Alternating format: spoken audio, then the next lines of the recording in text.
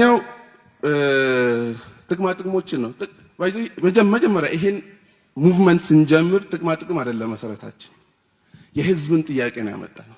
ህዝብ ጥራት ያለው ህክምና ይላል። ከየት ይመጣል ጥራት ያለው ህክምና? ሳቲስፋይስ ያልሆነ ሐኪም በባርነት ውስጥ አለው ብሎ የሚያምን ሐኪም ይዘን ስለ ህክምና ጥራት ልናወራ እንችላለን?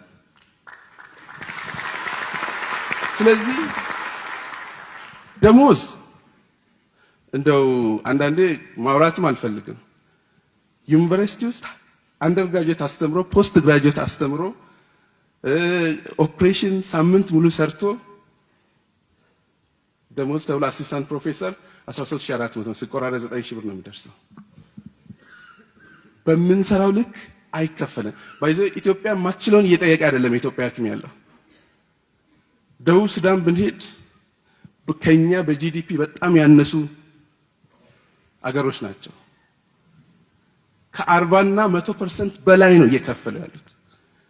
ስለዚህ ትኩረት አለመስጠት ለሐኪም የቆመ ማህበርም ሚኒስተርም ስለሌለ ነው እስካሁን ድረስ ችግራችን እንደዚህ ደረጃ ላይ ደረሰው።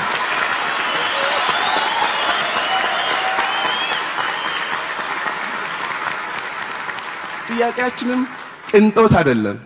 ባይዘ ሶሻል ሚዲያ ላይ ሰሞኑን የተከታተልኩ ነበር። ምን አጥተው ነው ሐኪሞች ነው ህዝቡ ስለነበር። ሐኪሞች ብዙ ነገር አጥተዋል። ለምሳሌ እኔ ቀዶ ህክምና ስፔሻሊስት አት ኤኒ ታይም ልጠራ ይችላል። መኪና የለኝም። ባጃጅ ብጠቀም እንኳን ጠሪቸው ነው የምመጣው።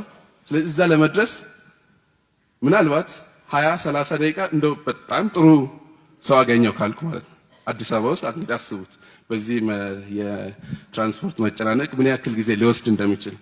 ስለዚህ እንደው ማለት ለህንጻ ለሚገነባ ኢንቨስተር ከቀረጥ ነፃ መኪና ይፈቀዳል። ለምንድን ለሐኪም አይፈቀደው? ይሄ እውነት ትልቅ ጥያቄ ነው። ፖዚቲቭ ላሰበ ሰው ይሄ ጥያቄ አይደለም ለኔ። ኢቭን እንኳን እሺ ከቀረጥ ነፃ ይቀር እዚህ እኛ ሀገር አሉ አይደል መኪና መገጣጠሚያዎች በረጅም ጊዜ ብድር ለምን አይመቻቸውም?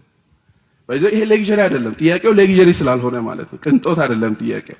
ሰርቪስንም አሁንም ቅርብ እናድርግ ነው እያልኩ ያለሁት። ቤትም በተመሳሳይ በ9000 ብር በህይወት ዘመኔ 60 ዓመት ኖሬ 40 ዓመት ባገለግል ብታባዛ ኢትዮጵያ ውስጥ ቤት መስራት አይችልም ሐኪም። ስለዚህ በማህበርም ተደራጅተው በኮንዶሚኒየም ይሁን እነኚህን እንደ ፖዚቲቭ ሆኖ ብታሰብ ማይቻሉ ነገሮች ናቸው ወይ? ስለዚህ ያም መታሰብ አለበት ብዬ ነው የማስበው።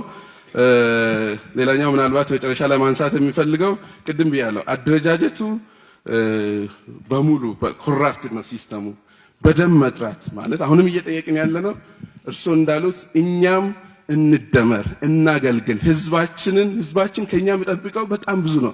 እስኪ አሁን አዲስ አበባ ላይ አካባቢ ተሄዱ ጉንፋን ሲይዘው ቡክ ነው የሚያደርገው ባንኮክ ለመሄድ።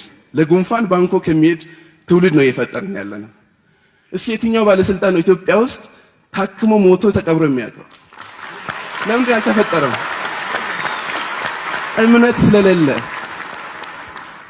አንድ ባለስልጣን እስካሁን አላውቅም። አንድ ባለስልጣን። ስለዚህ ይሄ እስካሁን የነበረው ሄልዝ ሲስተም መታከም ማለት ባለስልጣናት መታከም የማይችሉበት ሲስተም ነው ያለው። ስለዚህ እንደናንተ የምትታከሙበት አንድ ስሩ እስኪ።